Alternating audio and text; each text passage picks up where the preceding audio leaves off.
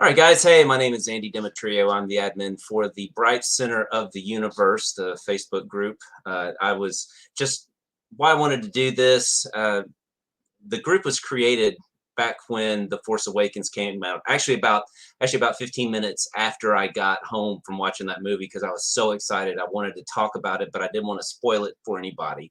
And so for about a month or two, there was some really good conversation. And then it kind of got to where we posted jokes and memes and things like that, which I love. And I think that's great.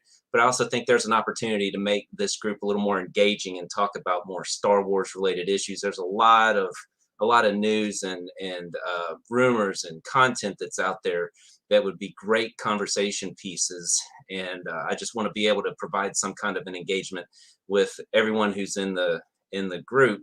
So I kind of came up with the idea to have some Facebook Live events, and thought that have different topics. I know a lot of Star Wars fans are also fans of the Avengers, and one of my buddies, Jt Forrester, has a podcast that he does with a group of his friends called the East Coast Avengers, and I wanted to bring him on. He's also a big Star Wars fan, and that's really why he's here too. But we're going to talk about the Avengers a little bit, because I'm also a huge Avengers fan.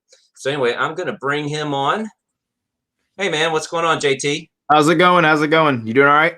I'm doing well. How are you doing? Oh, yeah, can't complain. I'm here. So. Well, I really appreciate you coming on here, and people can ask some questions if they want to. If you want to ask some questions in the comments, I can throw them up on the screen for you so you can answer them, or we can actually discuss it if it's a conversation based kind of a thing. Yeah, absolutely. And, yeah. So if you have any questions, comments you want to make, just on here. And do it now.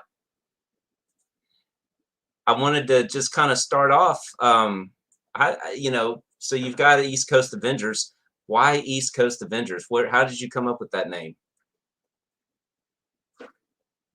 And I can't hear you. Are you muted? Okay, does that work? Yep. Okay, that worked. My mic was unplugged. But man, I think it was 2-3 years ago. One of my co-hosts now, Josh, him and I started a podcast together, a basketball related podcast. We both worked for the Memphis Grizzlies, and we called ourselves the Ball Boys Podcast. And we had about 10 episodes of that where we talked nothing but basketball. I mean, that's all we talked about. And about, like I said, 10 episodes in, the Grizzlies were like, hey, don't stop. We didn't give you this permission. And so we were like, oh, okay, cool. We'll just end it. So 10 episodes in, it's no longer a thing.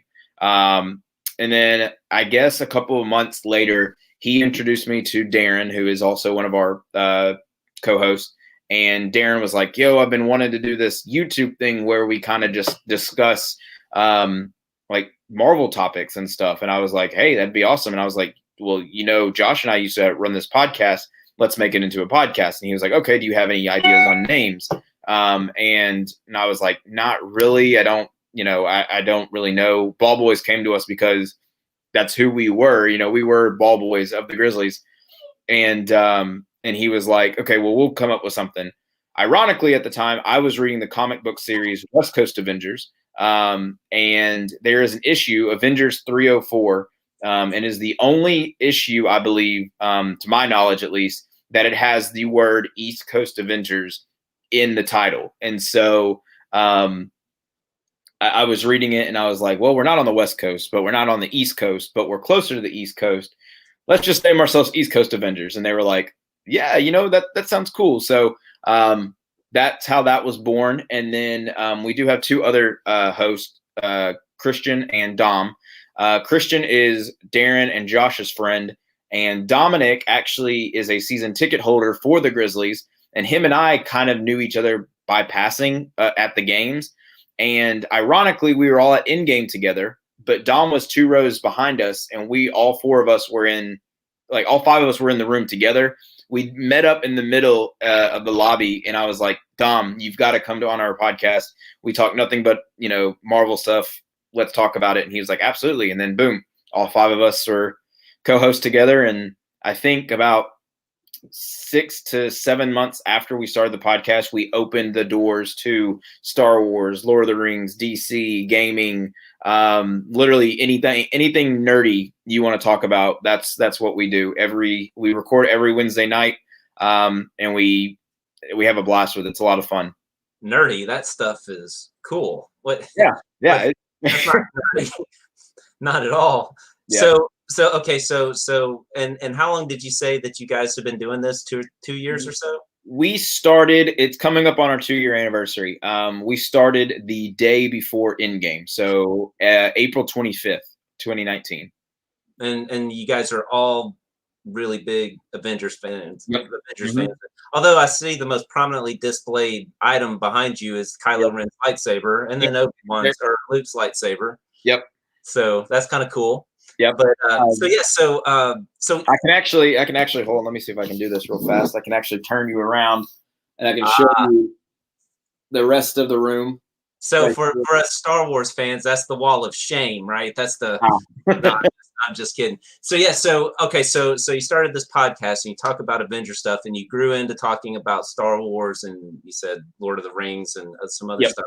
Mm-hmm. So how do people see this? I mean, I know you've got I know that you've got a, you told me that you have the podcast is out on a whole bunch of streaming services, but and you said that you record on Wednesday night. Is it primarily an audio podcast that you have some video content, or do you do both equally? How does that work? So we started out with just being an audio podcast where we record, we hit the record button, and then whenever we're done, we hit it again. No editing. That's it. And eventually Darren came to us after he had that idea about starting a YouTube channel, and he was like, "Hey, we need to start one. We can put up episodes there and, whatever." And I was like, "Yeah, we can do that. Or we can have like vlogs, or we can have, other kind of miscellaneous videos where we just do random things." And so we created our YouTube channel about a year ago, maybe a little bit over a year ago. And yeah, right there. And as you see, we do trailer reactions. We do, where we just kind of get together as a group and do silly things. We're all big Funko Pop collectors, so we'll do unboxings. Yep, exactly. We all do. I think if you scroll down, there is the video of the I can't see. Yeah, right there. And there is the video of the DC fandom, where it is, I can't remember how far back. It's a little bit, but that is our most viewed. Yep, it's somewhere right there. It's got over 300,000 views. Yeah, it's pretty big. Speaking of having like 300,000 views, didn't you guys like get in like a top 25 list recently, or top 50 list? Oh yeah. What list was that, and how did that happen? Yeah, so it's called the Podcast Hot 50, and really all that how that happened is people just listened to us. They really liked our content, and they voted for us. And we made that maybe a couple months ago, and we stayed on there for about 3 months, and then right around COVID, when the pandemic hit and everything, and it got to that point to where it was like, okay, we can't do in-person podcasts. We had to do it all over Zoom. That's where we kind of took a little dip, and ironically, we took the dip in our podcast, but our YouTube channel blew up. We made more content for ourselves. We would record our episodes on, like our podcast episodes, on Zoom, and then just upload them on YouTube, and people would watch them and comment and stuff on them. So we've had we normally say that if we have a guest on our episode, we're going to record it over Zoom and put it on YouTube. But everything else you can find us on, is Spotify, Anchor, Apple Podcasts, just stuff like that. So so yeah, we've had, our guests that I can think of off the top of my head is just different podcasts in general, just people who can help us grow and stuff, and give us their tips and tricks.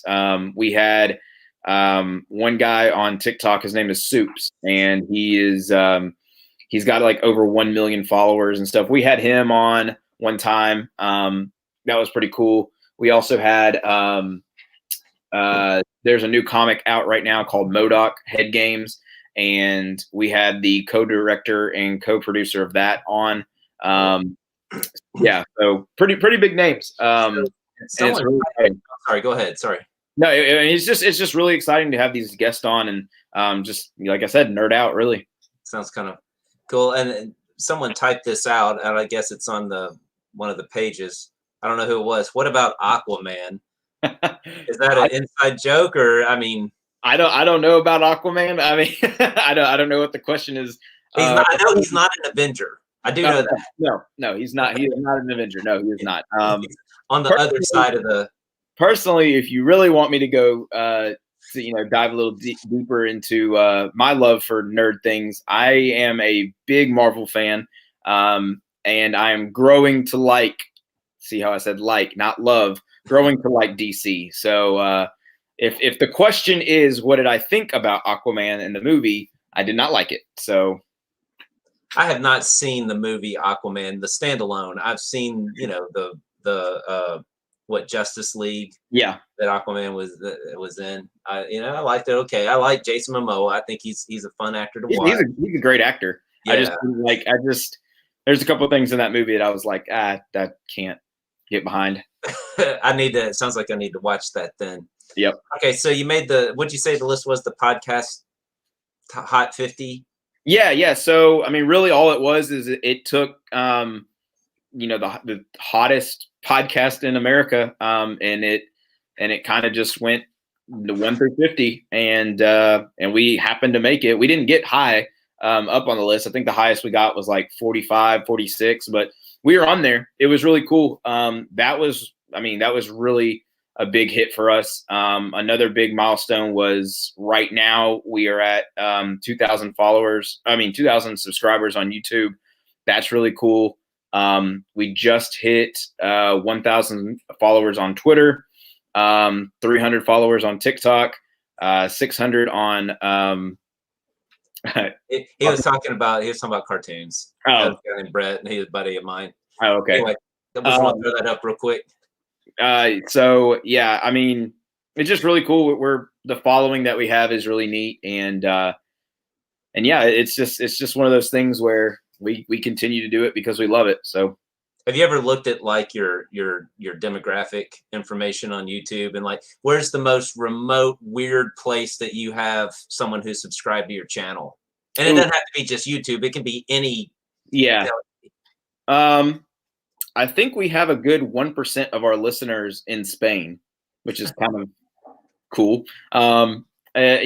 We did back when we first began the podcast, we did a giveaway when we hit 100 followers. It seems like forever ago. But we hit 100 followers and we did a giveaway. And in the giveaway, it was like retweet this, like this, comment this, just the normal, things to do to get into the giveaway. And we had one girl who messaged us and was like, "Hey, I would really like to be in the drawing. However, I don't know how shipping is going to be with y'all to send it to me if I win."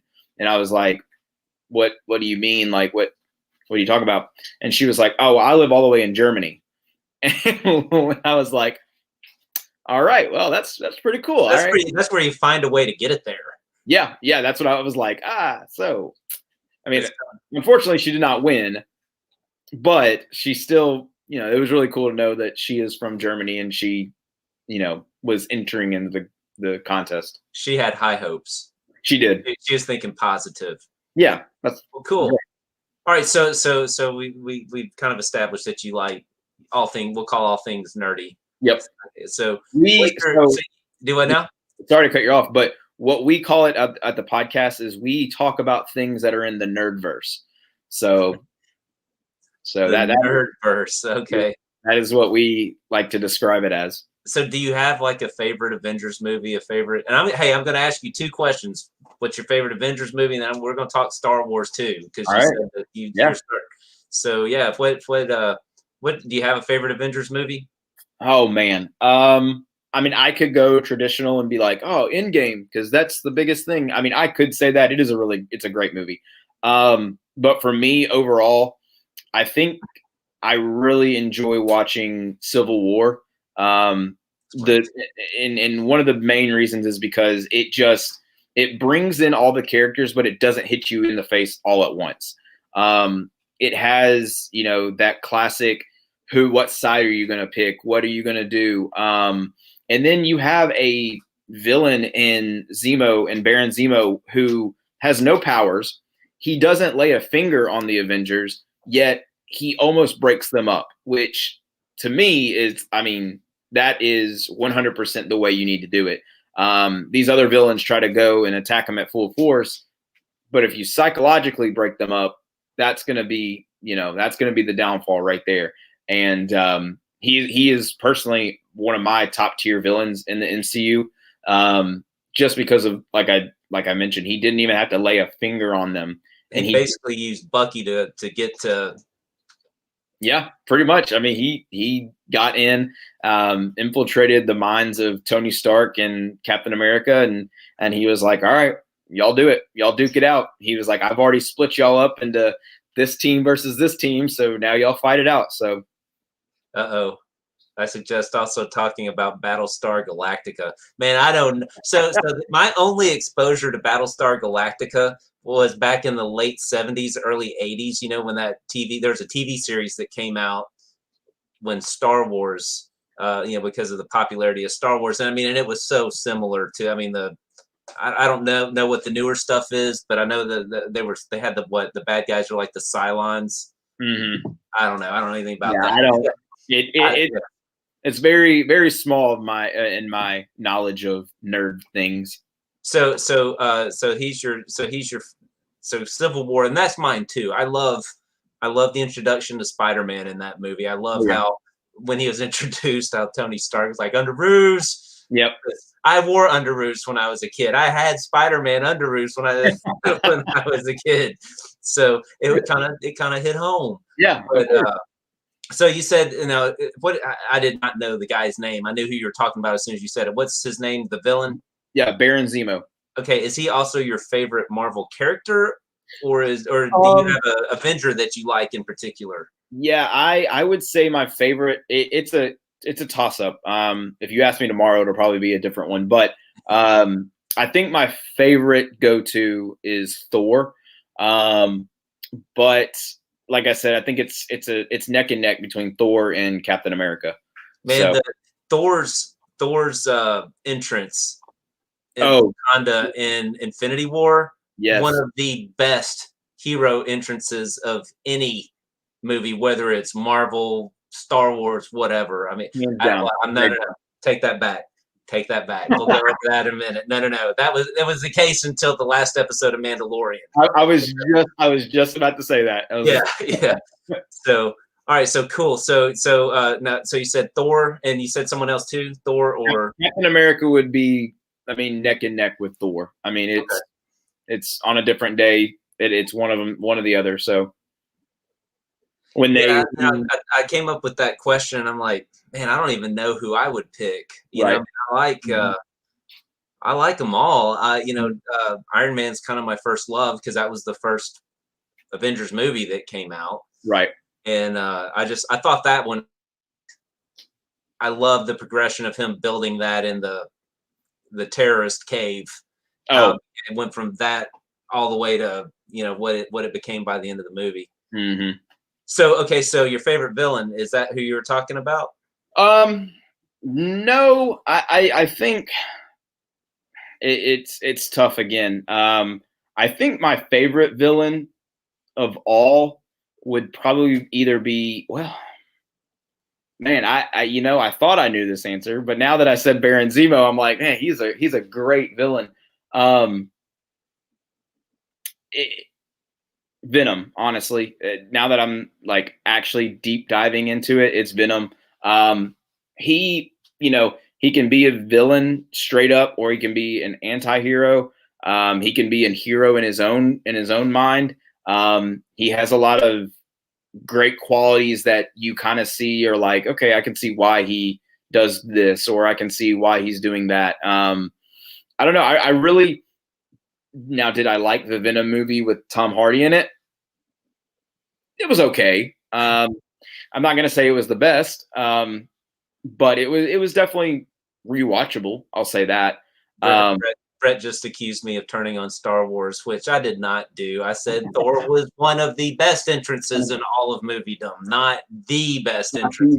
Right. Yeah. Yeah. He also said this too, but we're not going to talk about that tonight. We just aren't going to have time. What about Land of the Lost, Lee Stacks Rock? I don't know anything about Land of the Lost or that, so I'm sorry, Brett. Yeah. I have to get caught up on it. Anyway, so we were talking about villains, and you were. Yeah, they're the one that they have not introduced in the MCU yet, which they need to. I mean, like right now. Well, not right now. I take that back. Is Galactus? I don't even know who that is. So I have. Let me. Of course you do. Brett, I do. That's hold that against me forever. Okay, I've seen that. I've seen that pop before. Yep, he is. He's his overall kind of thing is he just wants to be ruler. Really. He's gigantic. Have you seen the old, or not the old, but the Fantastic Four: Rise of the Silver Surfer? No. Okay, so I never got into the Fantastic Four. Gotcha. I haven't. Man, I've probably seen like maybe two. Yep. I've seen maybe two of the X-Men movies. I've seen the Wolverine movies. Love those. Oh yeah. Of course, Deadpool. Yes. So yeah, tell me a little bit about. Okay, so you mentioned Venom, and so he's not part of the Disney Marvel cinematic universe. Not yet. Do you think? So you think he's gonna be? If Sony wants to make a little bit of money, they're gonna have to let Okay, my thing with Sony is they are milking the name Spider-Man as much as they can, and they're rightfully so. Right. They have that name. I mean, they have that. They can do that. But if they want to continue, what do you have? Hold on, she's got something in her mouth. Uh-oh. And if you don't know, JT's got a new puppy. Yeah, relatively new puppy. So, and her name is actually. Come here. Her name is actually Storm. Ah. So she is. Yep, there she goes. Look, she should looking at the camera. She is. She's about 3 months, I believe, 3 months old. So, no. If Sony wants to make a little bit of money, then yeah, I would absolutely say, hey, bring Venom into the MCU line. How they would do it, that beats me. I really don't know what they're doing because we hear so much stuff with, how Spider-Man 3 is going to act, and how they're saying that they're bringing back Tobey Maguire and Andrew Garfield. Yeah, they're bringing everybody back. Wow. Everybody that used to have a cameo or used to have a role in any kind of Spider-Man movie, they're going to bring them back. So, is that so they can just kind of bring them into canon, or why? Just is that fan service just to get? I think we'll get a better understanding of why after WandaVision. But I think it's probably 80% fan fan service. So what do you think about this? Brett saying, well, the F4 and X-Men will now be part of the MCU. Spider-Man is on loan for at least one, maybe two more movies from Sony. So we'll see. What do you think? Is that a fair assessment? I think so. The Fantastic Four we already know is going to be in the MCU. Kevin Feige released that at Disney's Investors Day, so that was really cool. The X-Men is actually really up in the air because everyone knows, Cyclops, Jean Grey, Professor X, Magneto. We've grown up and we've seen these movies with all these different actors and stuff playing these characters. My thing with movies and soft reboots or small reboots is you need to at least give time for it to settle out of people's heads. We have a running joke on the podcast where there was a 2014 Fantastic Four, and people called it Fan Four Stick, and it was terrible. It was not. I mean, we don't even speak of it on the podcast. It was that bad. Someone said, "Why do I keep saying Brett?" I don't know, because I don't know who that is. Brett's the only one who fessed up to who he was. So I'm sorry, whoever that is, mystery typer, mystery person, commenter. Let me know who. I'm just going to start referring to comments. So there we go. I don't want. I'm so sorry. I did not mean to call someone Brett. Brett was on here earlier. Well, there we go. Mystery person. No, if they want to bring in the X-Men, like small bits at a time, I'd be fine with that. I don't want it, crashing in my face all at once. I also think, and this is going to be a hot take, honestly, is don't start with the ones that we already know. Don't start with Wolverine. Don't start with Cyclops. Start with these other characters that are small and not well known. Make them well known. One thing that I do believe that the X-Men movies did not do well at was the story of Cyclops and Scott Summers. Scott Summers is supposed to be one of the leaders of the X-Men, and they made him look like a C-tier character in those movies. So do something better, and I know they will. I always say that I have, my full trust is in Kevin Feige, and he's gonna make, all these movies, $1 billion movies, and he's proven it. So that's my trust is in him. Cool. When we were talking, I'll jump back just a little bit and go back to MCU. So Deadpool, again, not a Disney MCU character, a Fox MCU character, but now Disney owns Fox, right? I believe. Yeah, but man, he's got to be one of my favorite. He is actually. I think you called Venom an anti-hero. Yeah. I think Deadpool might fit into that. Oh, but I would love to see him in with the traditional Avengers group and break the wall, and so like he could take place in it and also narrate an Avengers movie. That would be so funny. Kind of like did you see Once Upon a Deadpool? Yeah. Mm-hmm. Okay. Yeah, like kind of like that. But it was actually broke. The news broke maybe about 2 weeks ago, I think, that Ryan Reynolds is going to be obviously coming back for Deadpool 3 as Wade Wilson, aka Deadpool, and it will now be under the Disney, kind of title. So Disney now is going to make Deadpool 3, and it will be rated R, which is kind of it's not what their forte is. They're not very. I mean, I don't even know if I can name a Disney rated R movie. Yeah, so back in the 90s, they used to have a what's it called, a production house. Like, I don't know what you call it, but Touchstone Pictures. Yeah.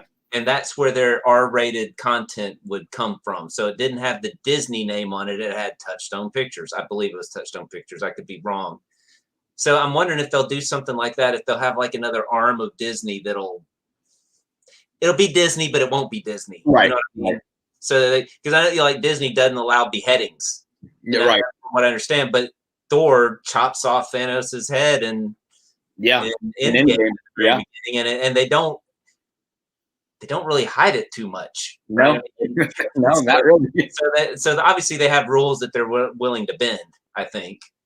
And, I think so too.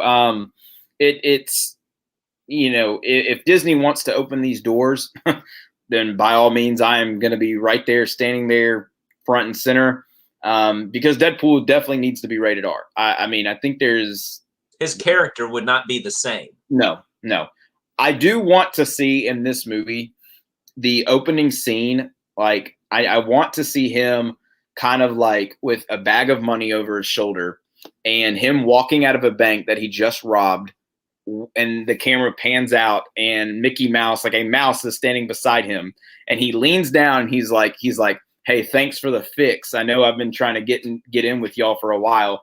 And then the mouse just does like a thumbs up, and then the movie starts. Like, just we need to see that kind of like poking fun at okay, you never wanted Deadpool because Fox had him, but now you have him. Let's see how this works. Yeah, that would be pretty funny. So, And who was the kid in Deadpool 2? The character that the kid played? Oh, Fire Fist, I think. I can't remember. I know who you're talking about, though. But he can bring his prison wallet with him. Yeah, that was my favorite line of that movie. I think there are so many of them. All right, so we talked about your Avengers favorite movie. So what about your favorite Star Wars movie? I'm gonna have to honestly go with. Okay, so now are we talking about all trilogies, or are we talking about like all together? Star Wars movie. Got you. That would have to be Rogue One. Really?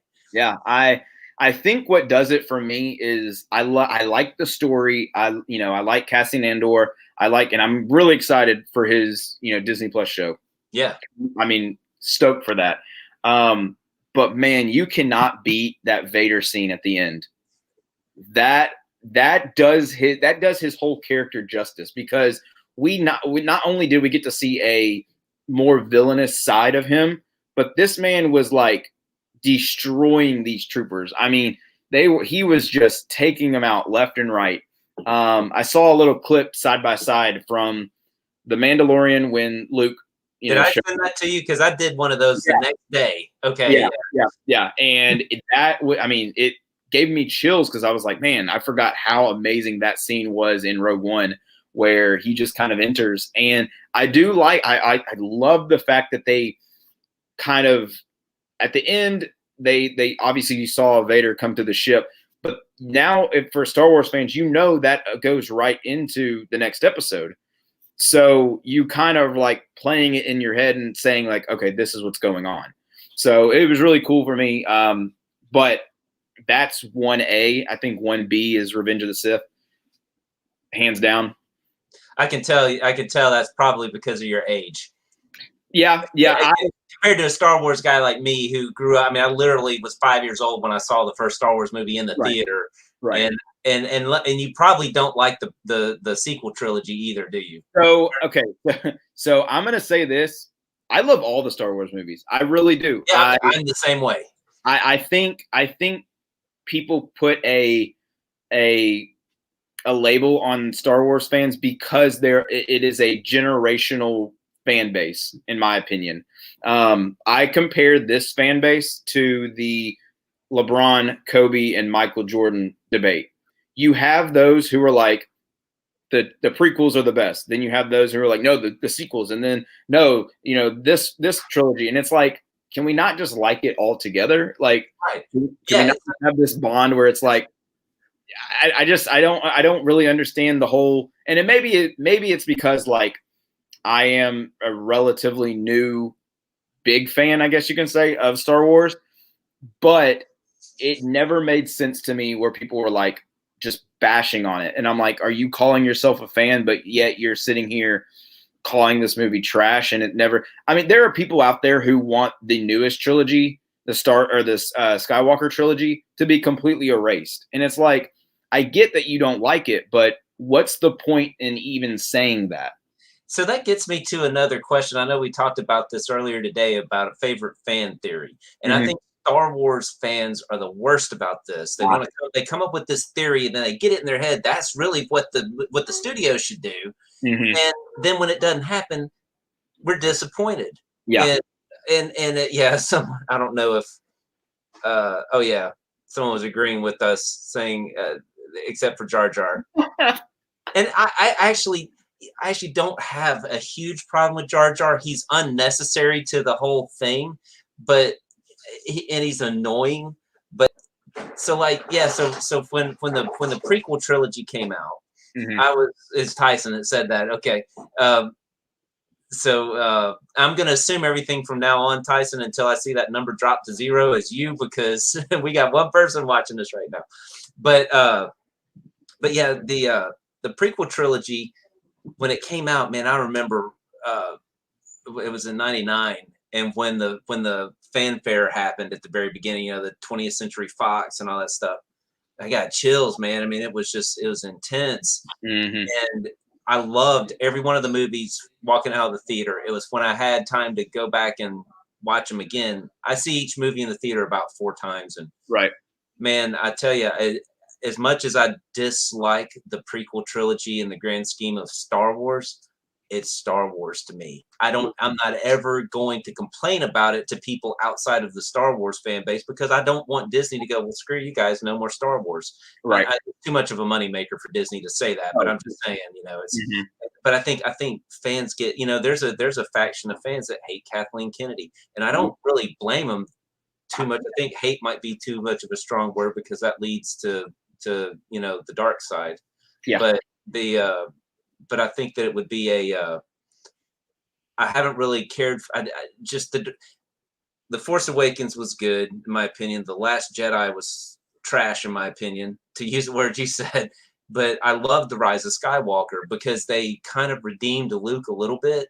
Luke was like one of our favorite characters from the original trilogy, and they treat him like, oh, well, he just got mad and he lost his religion. He goes off to this planet and he wants to die alone. I'm like, that's not the Luke I grew up wanting to see. And I know it's not about me, but I think the Star Wars fan base did not want to see Luke treated like that. And then going back to superhero entrances, when I saw the X-Wing fighter fly across the screen in The Mandalorian, that I got chills again. I knew that was Luke, and he goes through. That's the Luke Skywalker I wanted to see my entire life. That's what I wanted to see after Return of the Jedi. Right. Anyway, didn't mean to get off on that tangent. No, hey, look, those are the conversations that we as a podcast and we as nerds, really, we love to have those. I mean, I can't tell you how many times our podcast we would have, hey guys, let's talk about this topic, and then it just goes on just a good rant. Like, we need these type of conversations. But there's something to be said about fan service. We're the ones that are paying the price of the tickets for the movies. We're the ones that are subscribing to Disney Plus. Exactly. They need to give a little bit of fan service, but exactly. Yeah, no, I 100% agree. I don't really understand the hate. And again, that may be because of my lack of knowledge of the whole lore of Star Wars. But again, I'm learning that stuff. So maybe as I grow in my my knowledge. So you're aware of the Star Wars, the expanded universe, or Legends now. It's the books that were. So you've got another faction of Star Wars fans that just are so butthurt that those books were thrown out of canon. Yeah. And honestly, I've read like 25 of those books back in the 90s. I can't tell you much of anything about them except for the Thrawn trilogy. Yeah. And it's like, I'm kind of glad they got thrown out, because there's so much inconsistency when you have all these different authors writing. It could be the same exact timeline, but you've got the same character doing 2 different things. Right. And there's no consistency, and it's just kind of, and I do like what Dave Filoni and Jon Favreau are doing with bringing in little nuggets of what was part of the expanded universe back into canon. Thrawn's canon now. That's one of the biggest things that I think, whether that's fan service or not, that is a very important character to have in Star Wars canon. Absolutely. And it introducing Luke at the end of Mandalorian, it was a cherry on top of what already was an amazing season. Oh my gosh, yeah. And in, just having him, come back and see him in, like, I would almost say his prime, really, was, now we get to speculate what's going to happen in the next season. And now we get to see, where's this going to go? People, I saw one theory too, where, a lot of people say, okay, well, we know Ben Solo destroys the temple. So does that mean Grogu? It's like, we don't know that. Like, you can only speculate as much as we know. But it provides those talking points, and it provides those theories where people are like, hey, let's talk about it. But introducing, I did the one issue I said I had with that is, and it's not an issue that you're like, oh, really? Like, I can't believe you're having that issue with it. But if you look hard enough and you look deep enough, that CGI and that de-aging on Mark Hamill was very. So it was, when I went back and watched it 5 or 6 times, I'm like, yeah, that really wasn't that good. That was my next point. Yeah, But it was almost like I did notice it the first time because of the tears that were streaming down my face. I was like, I was so happy that Luke was back. exactly. It's one of those things that you definitely have to go and like rewatch it and not know, like you already have the idea, you already have what's going to happen. So it's like, okay, let's look at little small things. So no, I'm really excited to see what they do next. Kathleen Kennedy at Disney Investors Day was like, the next chapter, of the Mandalorian or whatever. And actually, I think Jon Favreau came out and said that wasn't supposed to be announced. What we were talking about was the Book of Boba, which that's going to be a lot of fun. But season 3 is kicking off, but it won't be coming in until 2022. So unfortunately we do have to wait, but the longer the wait, the longer, the more anticipation and the more want we have for it. Loneliness makes the heart grow fonder, kind of a thing. But we do get Book of Boba in December of this year. Yes. And I'm actually kind of glad that they're going to spread that out, because because Mandalorian season 3 was supposed to also be December of this year, and that would almost be too much. I mean, I can't get enough Star Wars, but don't get me wrong, I don't like when, like, Mandalorian's 8 episodes, 9 episodes, I can't remember. I don't like when that last one's over after 9 weeks and you're like, okay, what am I going to do now? I just assume them go, let's start Mandalorian season 3 the week or 2 after the Book of Boba.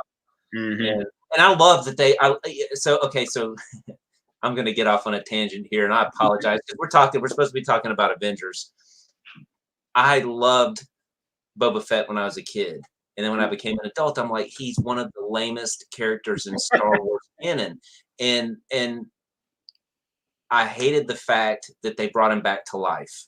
But I love the fact that they brought him back to life, because now they can develop his character and make him into this cool character of the hype that has surrounded him, the legend that surrounded him over the past 40, well, not quite 40 years, 38 years. And it's same thing with Darth Maul. I hate the fact they brought him back to life. Yeah. But when they developed his character, it was amazing. Yeah. Palpatine, that's still out there. I know they're saying they didn't really bring him to life. He's a clone, whatever. I don't really care. Yeah.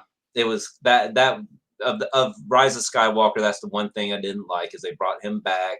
Yeah. And Rey was his granddaughter. I was really hoping that she was going to, Han and Leia, they split up and they were estranged. I was thinking they probably hooked up one last time before he left, and then she was a child that Leia never told him about. Right. Yeah.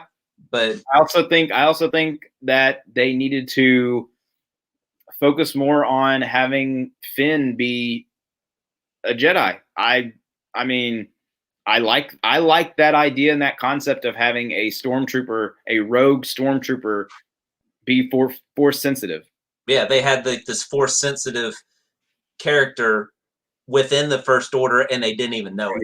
Yeah, exactly. Yeah, that would have been pretty cool. Yeah, and I was a little disappointed that he didn't have as big of as important of a role in the Rise of Skywalker that he did in the other. But then again, I really wasn't a fan of Poe and Finn, and I liked Rey. Kylo Ren, everyone loved him. I see you got his lightsaber behind you, but I wasn't a huge fan of his until, some of my favorite scenes of the sequel trilogy, like when he totally destroys that wall with his lightsaber. Oh yeah, that was one of my favorite scenes of the entire trilogy. Or when he tells all of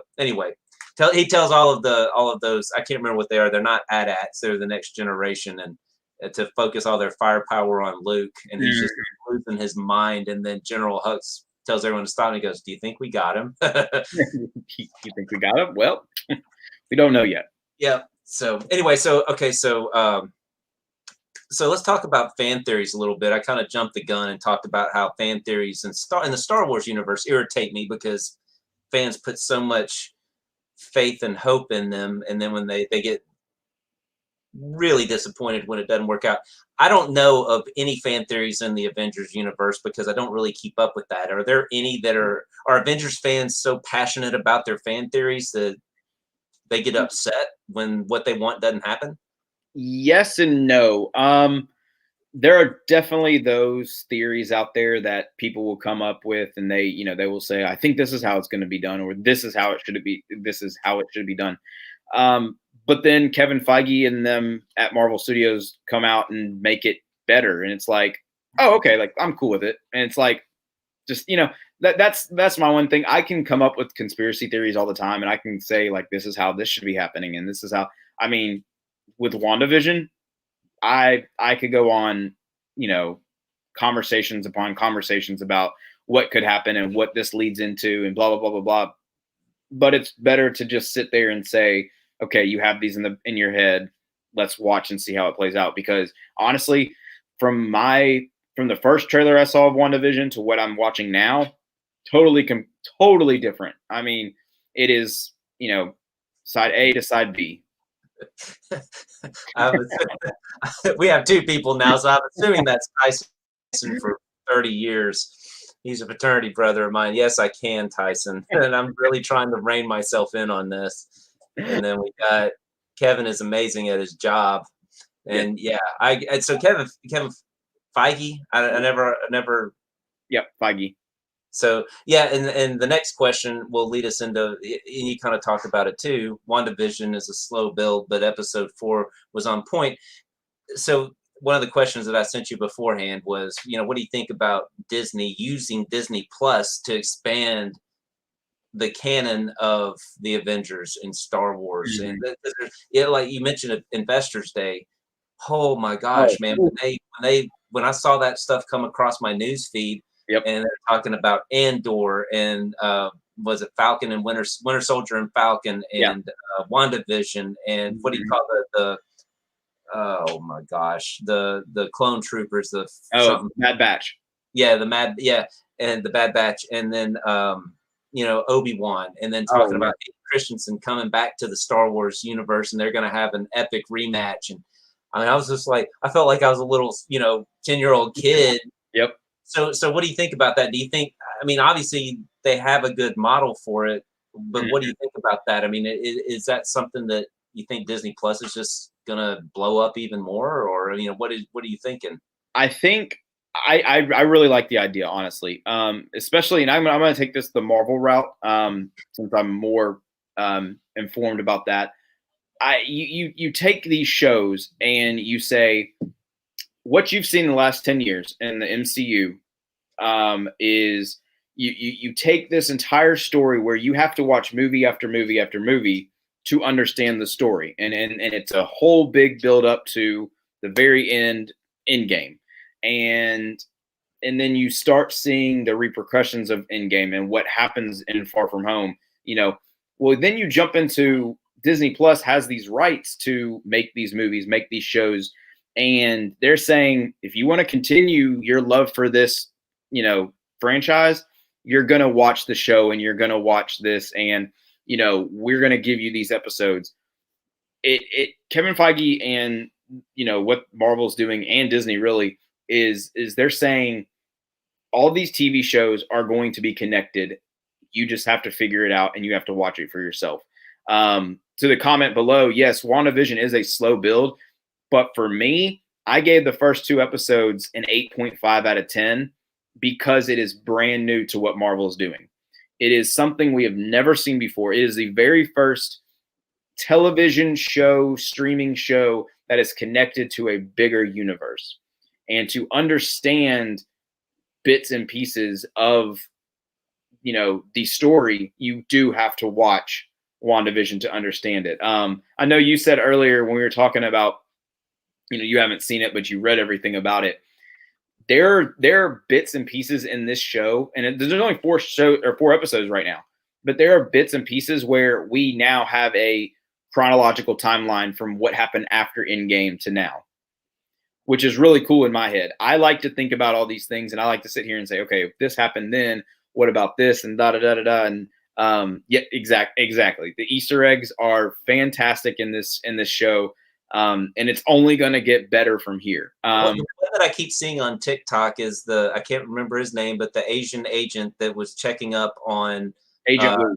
yeah, Ant-Man, and he takes the card and does so. Yeah. They're like, oh man, he taught him how to do the trick. It again, it's something so small like that it's like, he did, like, he did this, like, we saw this. It's I mean, just there's one not Easter egg, but there's one little mention at the very beginning of the show, and it's a sitcom, and I'm gonna go off on a rant real fast. If you don't like WandaVision, what were you expecting? Because they came out and they said WandaVision is going to be half sitcom and half Marvel movie. Put them together, and this is what you're going to get. So if you're going off of here, I've seen there. It blows my mind that Marvel fans, are sitting here saying, "Well, I don't like WandaVision because it's a sitcom, and Marvel's not a sitcom." They're trying something new. They're bringing a new story into this bigger story. That makes it. You just made a great point, because I think the fact that it's on Disney Plus and it's a TV model. I mean, people, can you imagine? And this is what happened with Star Wars, and why I think the fan base is so separated. Can you imagine what Marvel fans would be going through if they did the experimentation in a movie? Oh, yeah, a 2.5 hour long movie, a 2 hour movie. I mean, and I think that's why Star Wars fans are so, because I mean, it's kind of what happened to us. It was experimented with. There was no coherence in what the sequel trilogy was going to have. How it was going to go. I love the sequel. Well, didn't love the sequel trilogy, but I mean, I really liked it. I really did. Even The Last Jedi, for all of its flaws, it's a Star Wars movie. I love Solo. Solo's in my top 5 out of the 11 movies. I loved it. And I feel the exact same way for Marvel fans. It's you said something earlier where you are a Star Wars fan, so therefore you're gonna, no matter what, you're gonna like these movies because of the logo and the name that's on it. I'm the same way with Marvel. There are not thousands. There are plenty of Marvel movies. I mean, you can go all the way back to the original Spider-Man. You can go back to the Fantastic Four, the New Mutant, original Hulk. Yeah, I mean, you can go back and it's gonna say Marvel, and I'm gonna watch it because I like it and I have a passion for this franchise. But to further answer your question about the Disney Plus doing this, is I think it helps the long-term fans. I think for the newer fans, you're gonna have to do your research. You're gonna have to do your watching, your binge watching. You're gonna have to do this to understand it. But for us fans who are constantly wanting something more and constantly asking for more, it's saying, well, here you go. We're going to give you shows. We're going to give you more ideas, more, in-depth conversations and stuff like that, more theories, more whatever it may be. And we're going to do this. Well, the sitcom point is the full plot right now. It is. Exactly. Thank you, comment section. It really is. It really is. You've got to understand. Again, it goes back to you've got to understand what is going on, within the show to figure it out. I mean, I had one person who was a big listener of ours, and he messaged us on Twitter, and he was like, I hear that y'all really enjoyed WandaVision. I hate it. It is not what it's not for me. It's not, I don't want it. It's not for me. Get it away. And I'm like, stop, stop. The original X-Men cartoon was the best. Ooh, that's a take. I can. Okay. What do you think about that? I don't know anything about that, so that's all on you. Now, are you asking for the comment section? Are you asking about like which cartoon are you talking about? Because there's been plenty adaptations of the cartoon. The original X-Men cartoon. Okay.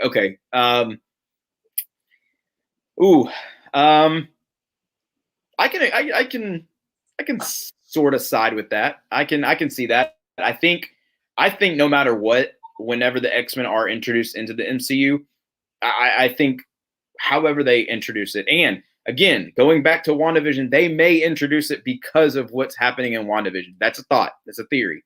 But in the 80s, okay, then yes, I can definitely side with that. But yeah. However, the mutants are going to be introduced into this MCU timeline. However they do it, it's going to be incredible, and they're going to get it right. Yes, they were absolutely deeper. Yes. So okay, so we're talking. So I'm sitting here, and I've been thinking about all this stuff when we talk about Disney Plus, and something that kind of popped in my head as an advantage that I wasn't thinking of earlier is because you said that about binging. Disney Plus, everything's in one spot now. So, right. And you mentioned that about a new fan's going to have to do a lot of binge watching. How do you recommend a new fan get started with the Avengers? Because in Star Wars, you can watch it in release order, you can watch it in timeline order, and I don't know if you've heard of the machete order for watching Star Wars movies, which I really like that one. I think that's kind of a cool way to do it. It totally takes out episode 1. Yeah. So, but yeah. So, what do you think? What would it be better to start off with? Captain America, and then go to what's the next one after that? Captain Marvel. Yeah. I would. Okay. This is for me. Do not watch them in release order because you will be okay. I take that back. Let me rewind. If you want your brain to hurt and to try to connect everything, then sure, go ahead and watch them in release date.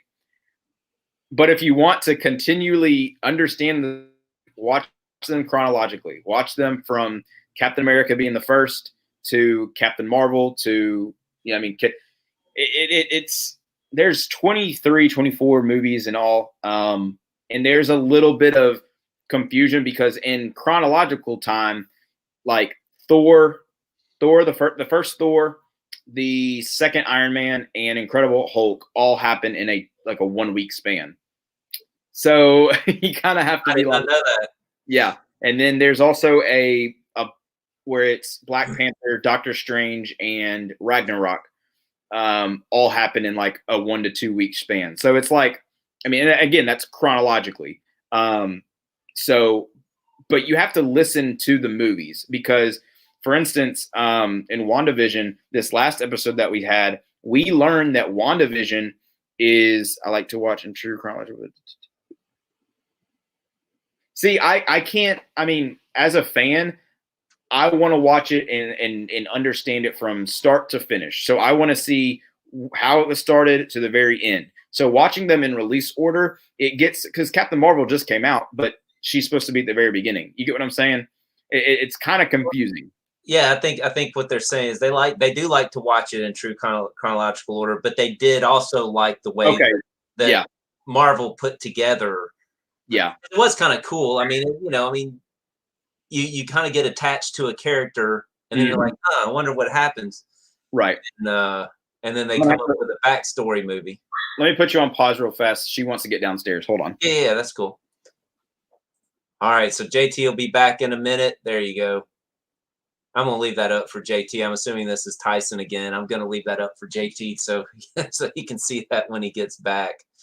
But yeah, I wish I knew more about the Marvel universe. I'm very much, I've seen the movies. I've seen most of the movies probably 2 or 3 times, and definitely bits and pieces numerous times. But in WandaVision, I need to get on board. I just for some reason haven't gotten on board the WandaVision train yet. But I've read a lot about it. I've heard it's awesome. The conversation that you and JT were just having was pretty cool. Makes me want to watch it even more. And well, good, man. I'm glad you're here tonight too. Yeah, your name's not popping up. There's a let me see if I can find this. There's a place that you can go to get that to happen.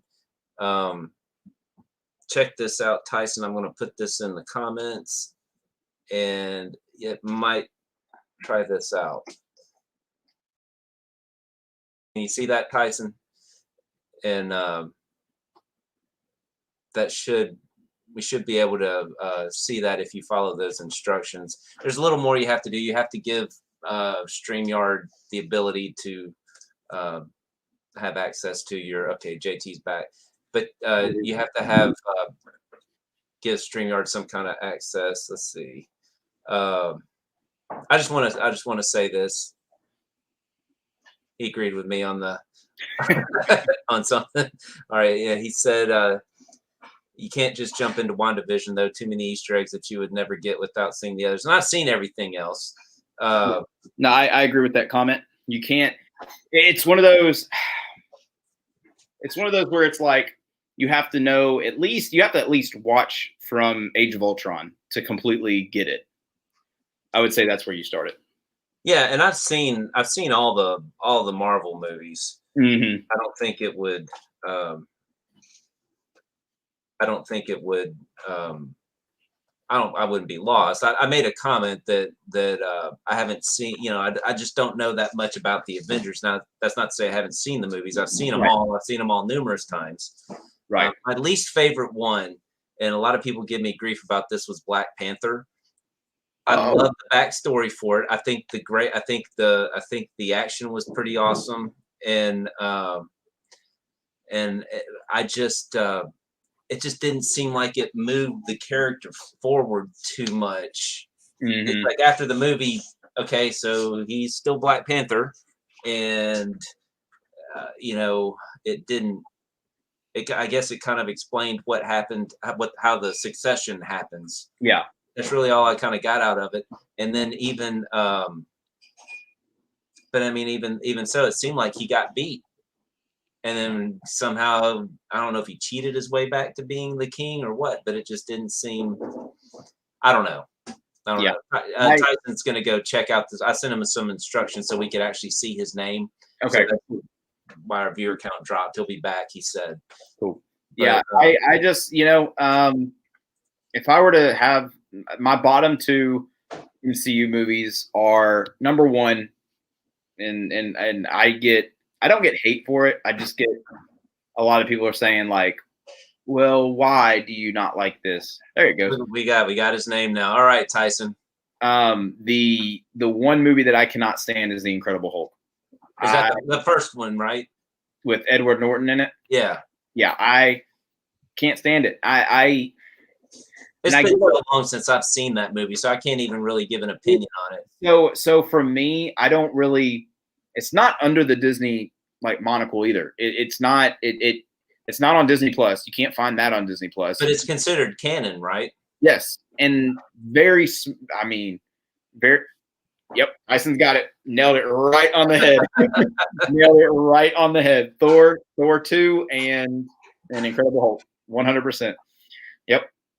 And I get a lot of looks when I say this, but I liked Captain Marvel too. I really now, is that because I really like Brie Larson? Probably so, but you tend to be more forgiving for the hot characters. Yeah, absolutely. No, I like Captain Marvel as well. I like Ant-Man. A lot of people didn't like Ant-Man. I love Ant-Man. Oh my god! But my expectations for Ant-Man were down here. Yeah. So I already thought it was going to suck when I watched it, and then when I started watching, I'm like, oh wow, yeah, I liked it. Marvel, Ant-Man and Wasp, I liked it.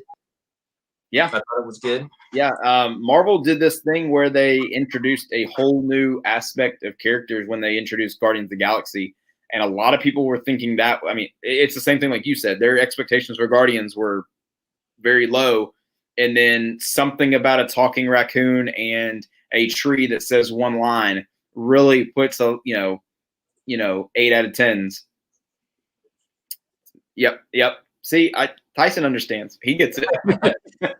So like, I just had a point. I forgot it. So I told you I was going to kind of ask you the same question, but on the Star Wars side, what's your least favorite Star Wars movie? Ooh, I assume you've seen all 11 of them. Yeah. Yes.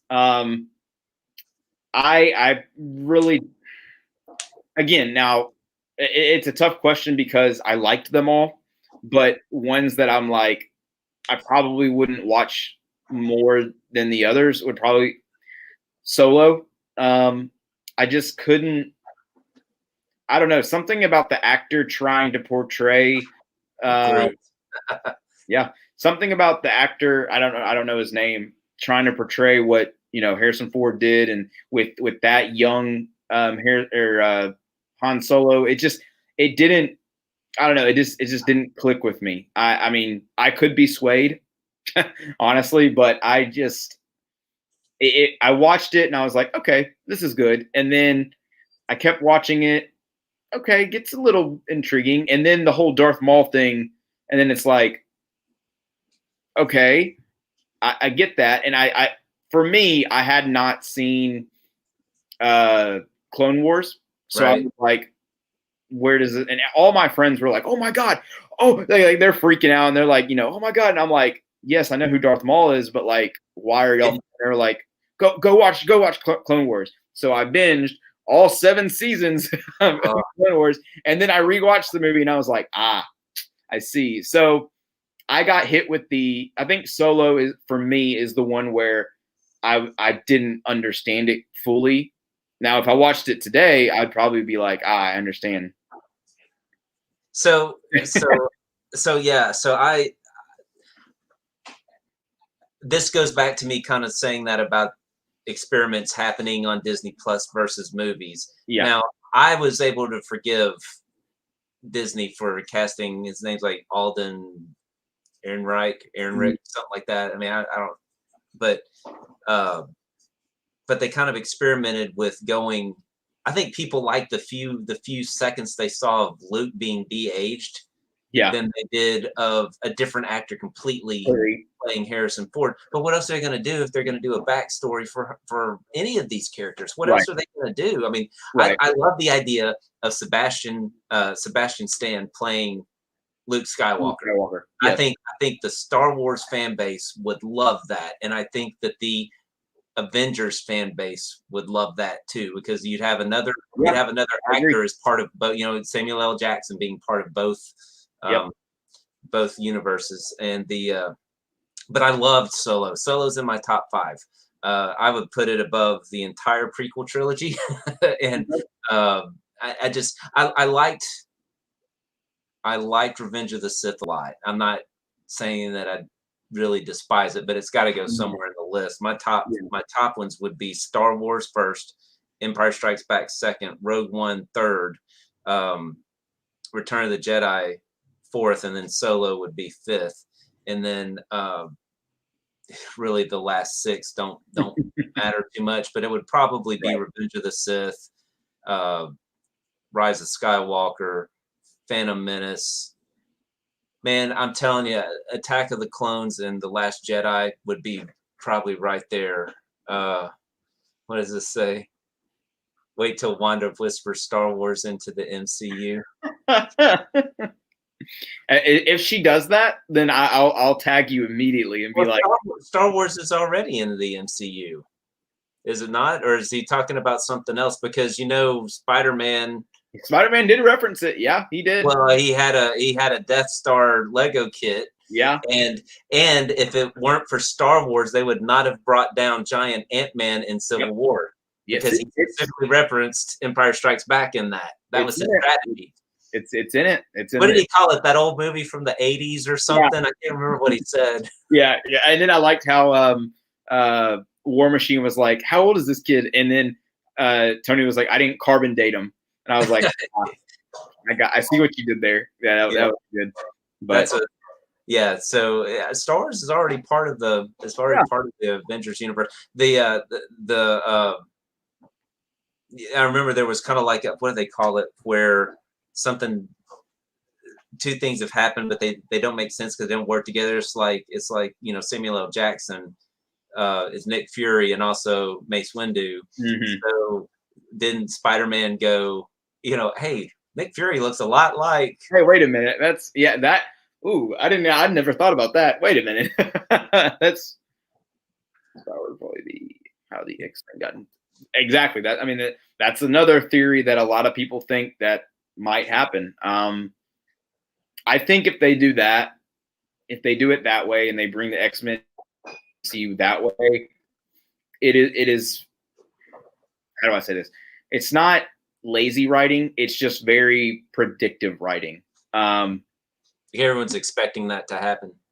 Well, a lot of people now think, because they mentioned it in episode 4 where they said that Wanda has this town called Westview in this giant bubble, and her powers are the same as a like an atom bomb, basically, or like the Big Bang. I'm sorry, the Big Bang, and that's the power that she's kind of holding in this town.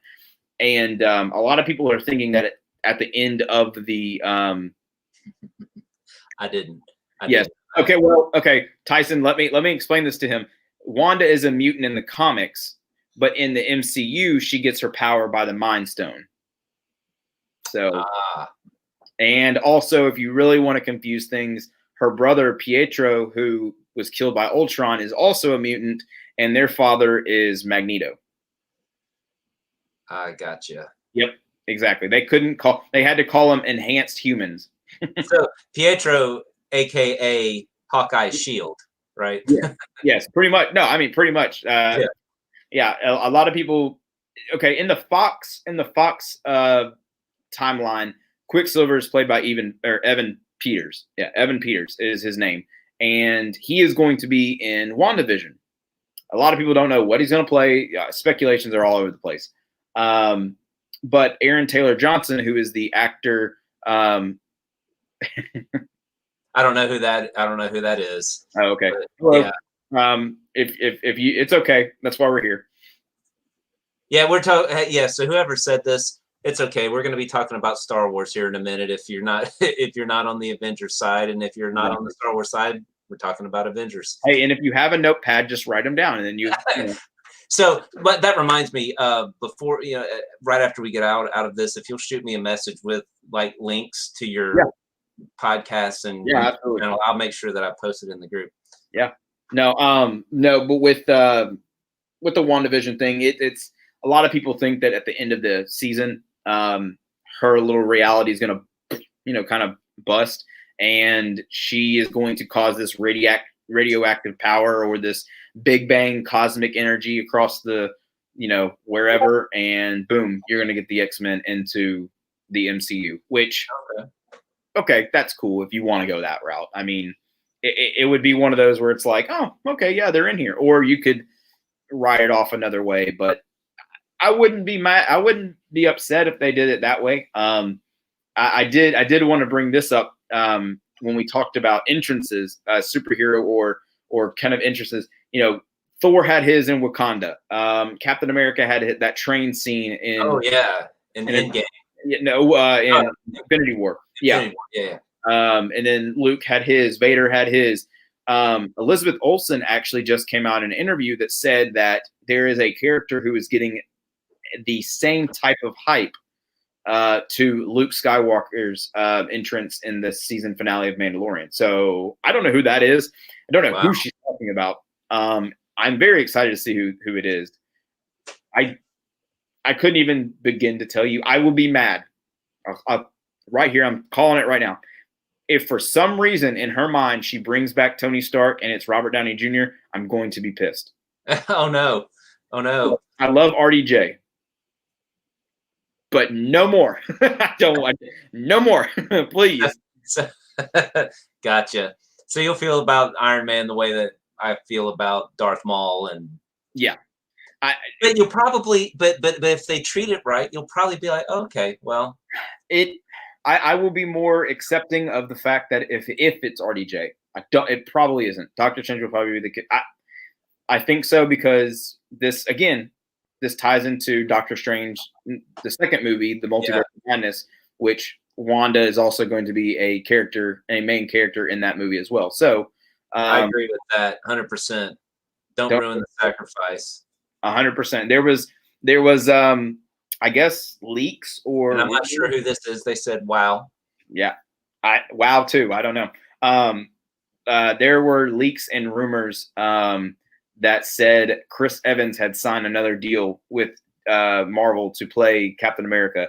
And my initial thought was, cool, but why? Like, your character has been written off. If you want to go the dark route, he's probably dead.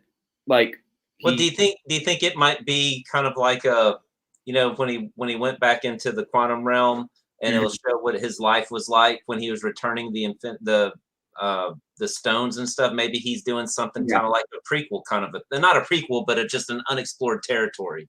That would be a really good Disney Plus show. That would be. Yeah, I agree. I think that'd be awesome. That'd be a really good. But don't bring him back for movies. His character, the original 6. I'll say this: Hulk. He needs to be. He's gonna. I want him to be written off when She-Hulk comes in or next year. I think Chris Evans. We've already seen him in Endgame. He's old. He has nothing to really do except give wisdom to Falcon and Winter Soldier. Maybe he's in that show. I don't know. Yeah. Hawkeye. We already know that he's getting his show at the end of this year with Kate Bishop. There's him getting written off. Black Widow. I don't need to say anything about that.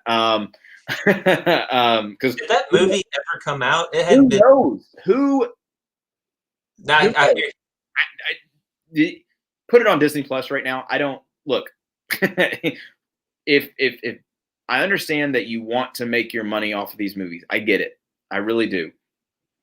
But it has already been delayed 4 times, and it might be delayed a 5th. Just put it on Disney Plus and be over with. Just get the monkey off your back and say, you fans, you've been waiting for it, you've been wanting it. Here it is.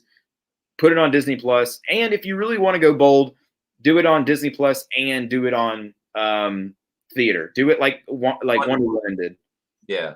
Just do it that way and then be done with it. Because right now you're just losing a lot of interest. I mean, I want to see the movie. I'm going to see the movie, but I'm lost. Like all my interest in this movie is gone because it has been all these delays. Well, and then there were people like me who I kind of wanted to see it, but I wasn't really. It's like the only reason I wanted to see it was because it was an Avengers movie. It was a standalone character. Yep. But yeah, you're right. It's like when after they delayed it. That's why I asked you that. Have they even released that yet? I wasn't joking. I'm like, no. I mean, did they release it and I missed it. They. And I don't know they've put out so many spots, so many. Can't move on in the MCU without ending that. Ending what, Tyson? Just to make sure we know what you're talking about. Yeah. But with Black Widow, I mean, this movie was supposed to be the timeline where it's supposed to take place is right after Civil War. And ScarJo. Hey, I guess they need to tie up the loose ends with Black Widow since she's dead in the MCU. Yeah. This movie should have taken place years ago, like right after, in between Civil War and the next one. They needed to put this movie right there. I don't know. This was one of Marvel's kind of like slap on the wrist, like you messed up with this one. Don't do it again. Right. But the original 6 Avengers, I'm very okay with them never coming back. I'm okay. Hey, by all means, talk about them because they are history. They are a part of what caused the MCU to be what it is today. But the actors coming back as those characters, you shouldn't do it. Do you think they will? Do you think they will have the popularity that they've had so far? Do you think the new what are they getting ready to roll into? Phase 5, Phase 4? Phase 4 right now. Mm-hmm. Okay, so do you think Phase 4 will have the same draw that? I mean, when they came out with Iron Man and Tyson says I think they'll give us the person that will take over the Black Widow title. So, but do you think that so I had a boss tell me a long time ago, where there's mystery, there's margin, and that's where you make the money. So with Iron Man, right, it was something that was kind of new, and Marvel was doing this new kind of concept of having this huge movie plan. Yep. And then they were going to tie it on. They were going to start off here, and then they were going to scatter, and then everything was going to come together at the top. Yep. And it worked. Yeah. So you think they'll be able to pull it off again? Because it's kind of like, okay, well, they've done this. There's no mystery to it anymore. We know what direction they're going to go with it. Now they've got Disney Plus thrown in. Mm-hmm. See, I think to answer that question, I feel like it's going to it's kind of like a second coming of what we got with Iron Man, because Kevin Feige has always talked about Phase 4 having the new beginnings, is what he called it. And when you come into the MCU, so you start off with Iron Man in 2008. No one knew who Iron Man was except for like big comic book here, people, and he wasn't a household name. Then you introduce Thor, then you introduce the original six, and then you start introducing new characters: War Machine, Guardians of the Galaxy. You get Doctor Strange, Black Panther. Disney and Marvel have this plan where they slowly integrate these characters to catch the attention of the audience, and then they carry those characters into bigger movies. So right now, what I believe I think they're going to be doing is, I think they're going to be having new beginnings. So Phase 4 is going to start off with, I'm hoping, the Eternals. It should be the Eternals, and the Eternals again is a brand new group that a lot of people don't know about. The Eternals have been there since the very, very, very beginning. I mean, way before, basically the existence of humankind. They've been there. And so, favorite branch off is Guardians. Exactly. So a lot of people didn't know who Guardians of the Galaxy were. And then, like I mentioned, hey, a talking raccoon and a tree that talks that goes well together. But you have this new beginnings of the Eternals coming in, killing it, and then starting a new story, okay, what's going on with this? What's going to go on with this? And then you have it leading up to what in the comics is called the Young Avengers, which it's the second adaptation of the Avengers, but it has different characters. Mm-hmm. It has Kate Bishop in it, which we get to see in Hawkeye. It has Spider-Man, which we've already got to know and love. It's got Wanda's twins that we were just introduced in WandaVision to.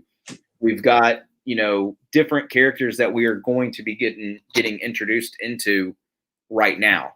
So you see how they're starting to slowly put these characters in people's heads. And then that's where it comes in with the Disney Plus shows is you got to watch these shows to understand who these people are, to watch these movies. So what do you think about Charlie Cox being spotted on the Spider-Man 3 set? Love it. Absolutely love it. He is my favorite. If you have not seen Daredevil on Netflix, it is a must watch. I don't even know if it's on. It normally takes me 3 episodes to get into a show. I give it 3. Man, the first 3 minutes. Yes. That I was hooked. I mean, that is the best. The first episode of Daredevil is the best first episode of just about any. And I mean, this is coming from a huge Mandalorian fan. The first episode of Mandalorian, I liked it, but I wasn't 100% hooked. I agree. And man, Daredevil, I was. Yep. They see one thing. That it was a CW show. I'm not sure what. I'm not sure.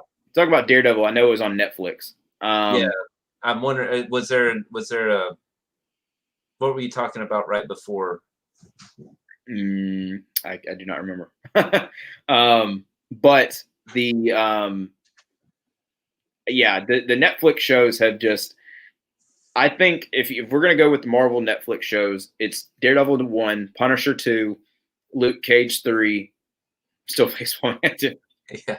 Yeah. Hey, Charlie Cox's Daredevil is amazing. Amazing. I mean, fantastic. He is the one person that I want to be continued to play as their character. Because I know Kevin Feige said Kevin Feige's not a big, if you're in the TV shows, you're going to be recast. Like it's more than likely you're going to be recast. So when these Netflix shows got, canceled or whatever, they're like, oh man, Charlie Cox played a great Daredevil. He's no longer going to be Daredevil anymore. It's like, well, if the fans really want it, I think Kevin Feige is going to listen to him. Do you think he was? Was there any information about what kind of outfit Charlie Cox was wearing, or do you think maybe it was a cameo type situation? I think for that movie, I have a whole conspiracy about Spider-Man 3, but I do think that he is not going to be playing Daredevil. He is going to be Matt Murdock, so he's going to play as Spider-Man's lawyer in this show or in this movie, right? Because he was outed at the end of Far From Home, right? Right. Mm-hmm. And I think Matt Murdock in the movie is going to know. Obviously, he's going to know who Spider-Man is. Like that, everyone does. But I don't think Spider-Man's going to know who Matt Murdock is. I don't think that's going to be something they're going to like. us fans are going to be like, it's going to be the Leonardo DiCaprio meme where he's like, oh, Right. like it's going to be one of those, but it's not going to be like, Peter Parker's not going to know who he is. He's just going to think he's a lawyer trying to help him. And so I think that's going to be the tease of the entire movie. It's like, okay, when is Matt going to put on the mask, and when is he going to show everybody, like, when is he going to do this? I don't think he's going to do it yet. I have a thought that he's going to help, Peter up until the main. So maybe a post credit. Probably, yeah. That would be where Matt is talking to Peter, and Peter's like, wow, I appreciate all your help, and he's like, yeah, no problem. And Matt's like sitting on the couch or something, and he's like, hey, can you hand me something off the table? And he turns around, and there is the nunchucks and the helmet, and Peter like looks at it, and then he looks back at Matt, and Matt's just like grinning because he knows he sees it, and it's right. And it ends. That would be pretty cool. I would really like that. But and sorry to spin off of that, but I'm gonna say it right now. I'm not a big fan of having Tobey Maguire and Andrew Garfield in Spider-Man 3. Not a fan of it. I mean, it's just I'm gonna reserve judgment till I actually see how they do it. But I tend to lean where you are on that one too. I'm like, if you're gonna let put the hatchet in the head and let's move on, or bury the hatchet, whatever you want to call it. Yeah. I just noticed we've been going about an hour and 26 minutes, so there's a couple things I do want to touch on with you real quick. Absolutely. What future projects with the Avengers are you looking forward to the most? Is it a Disney Plus thing? Is it Phase 4 of the movies? What are you looking forward to the most? Right now, I think I'm excited for the Disney Plus adaptation of these shows, because once WandaVision ends, we get Falcon and Winter Soldier. Then once that ends, we get Loki. I mean, there is it goes like this, And there's going to be running. They're not going to be running concurrently. They'll be running. No. I think you get like a 2-week break after each season finale, and then it'll go into the next show. And in between those, you also get movies. So it's like a win-win for Marvel fans, because it's like, okay, cool, we get to continue the MCU, timeline, and we get to see what's going on and not miss a beat. Right. So that's really cool. I think one that I'm really, really interested in, and a lot of people are not talking about it, is Shang-Chi.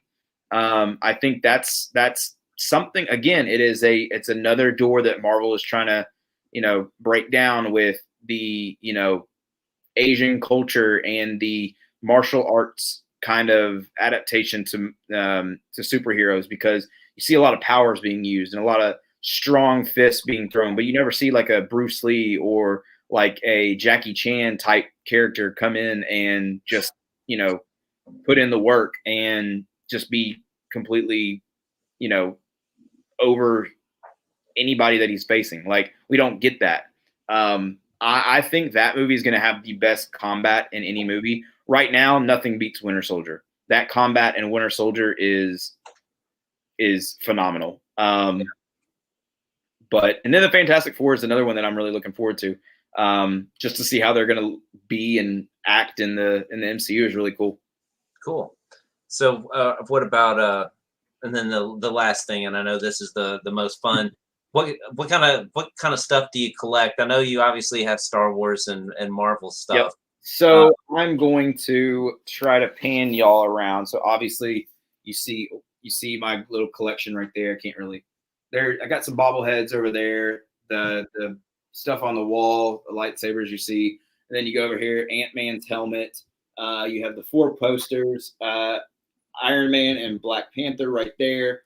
But then you come around to the wow. You come around to the big section. All those up top of the Office. And then I have different, I'm trying to get it right there is, I believe that's Endgame right there. And then Infinity War. And then the far one right here is the Thanos one. And then you just have like the Fantastic Four on this far one, Spider-Man. And then I'm trying to see, the other one is just different ones. And then on this far one, sorry, I'm just doing the whole 360, giving you a room tour. that's my wall of just randomness. As you see right there, that little rally rag that has for all my Grizzlies fans out there, that has Costa Kufos, Vince Carter, Tyreek Evans, Mario Chalmers, DJ Steffens, and Wade Baldwin's signature. Then the Vince Carter poster right there. The missing one right there, it was a comic that I had written by Chris Claremont himself, and he actually signed it at a local Comic-Con that I have, and I'm actually getting it graded. So I'll have that. But my biggest prize possession. I got a question real quick before you get into that. All those Funko Pops on the shelf to your, I guess it's to your right. Yes. Are they all, with the exception of The Office, are they all Avengers? They're all Marvel themed. They're not all Avengers. I have Spider-Man. I have Miles Morales. I have X-Men, like the 20th edition X-Men. So like the 2000s ones. I have a line called the Zombies, where it's just a bunch of zombie figures, as Marvel figures. I have Venomized ones where Venom takes over the character and he becomes like, here, I'll show you one of them. This one. It is Venomized Black Panther. That's cool. So he takes over Black Panther's character and it's his own one. And then just some other random ones, just one-off ones. Tyson, another Memphis connection. Love it. Yep. Fun fact, Tyson, I've actually worked for the Grizzlies for the past 5 seasons. So, but you've got another collectible that you're wanting to show. Yes. My best one is this one right here. You got a glare on it. Let's see. There you go. Put it a little bit closer. Right there. There you go. Yeah, just take that out of the box and show it to us real quick. Now, you know what? I'm okay with just leaving it here. I'm going to keep it in the box. No, LeBron James did actually sign this. I have proof. It is actually his signature. So really cool moment. He came into Memphis, played the Grizzlies last season, beat us, and then also I'm a religion from Tennessee. It wasn't. Okay. So once he signed it, I then immediately put it in the protector and put it away. So wasn't about to get that messed up. So that is the only one that's the only pop that I have autographed. I'm working on one now, and that is the Ja Morant one. I have his pop, working to get that. Oh, I didn't know they had a Ja Morant pop. Yeah, I can go get it. Hold on. All right, cool. See, Tyson, JT actually works at my church. He's the outreach director, or the recreation director there. So he's actually probably not too far from here, but he works for the Grizzlies as well. And he,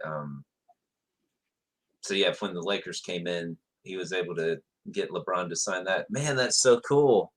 Yep. Now you have a special story about Ja Morant, don't you? Yeah, so Ja and I actually have the same shoes. Nice. We actually have the same SpongeBob pair of shoes. He wore them once when they didn't debut or they didn't release, and I asked him about it, and he was like, "Yeah, man, they should be coming out soon." And I was like, "Dude, I'm gonna get them." And he was like, "Oh, okay, cool." And I guess he didn't even think I was being serious, but as soon as they dropped, I bought them and I wore them the next game, and he was wearing them during warmups, and he was warming up and he stopped and he looked down. He was like, "Oh, I didn't know you were serious." And I was like, "Yeah, man, like I'm dead serious." I'm and so throughout the entire game, I had people walking past me as I was working, and they were like, "Hey, did Ja Morant give you those? And can I have them? Can I buy them off you?" And I was like, "No and no." Yeah. That's awesome, man. Well, hey, man, I'm gonna let you go. I know we've been on here about an hour and 35 minutes. I could do this all night. Oh, absolutely. Or to quote Captain America, I could do this all day. Yep. But yeah, so I appreciate you doing this, man. Hope we get to do this again sometime. And But yeah, like I said, I just want to, if you're part of the Bright Center of the Universe group, hopefully, do you get that reference, JT? Yes. Okay, good. Yeah. Part We're of good. that, send me some ideas as far as Yeah. like what kind of content you'd like to see, and we'll get people on who want to talk about that. I'm sure, JT, if you got another evening free sometime, we can get you back on when there's some more movement in the Oh, absolutely. Marvel universe, and I think we're like, the Marvel universe or the Star Wars universe, and Yeah. chit chat about that. But yep, Tyson said, good conversation, gentlemen. Thanks, Tyson, for being on, man. I'm Yeah, I glad appreciate it. up to where we could see that it was you typing. But JT, have a good night, man. Hope you stay safe and healthy. And are you still going to the Grizzlies games? You're No, right now, they actually sent us a memo, the Grizzly or the organization, and they were like, hey, if you have an underlying element, or I mean, an underlying disease, which I have type 1, we highly recommend you not working this year. And so I was like, okay, it's kind of like a backhanded way of saying, hey, don't work this year. So I'm not working this year, but next year, once the vaccines roll out, and once this whole thing is over with, then I'll go back to work for him. So cool. Well, stay safe and healthy. Thanks for getting on tonight. And yeah, and I know Jennifer's going to want you to give that dog a good rub on her belly. absolutely. All right, man. Well, take care. We'll talk to you soon. See All ya. right. Bye.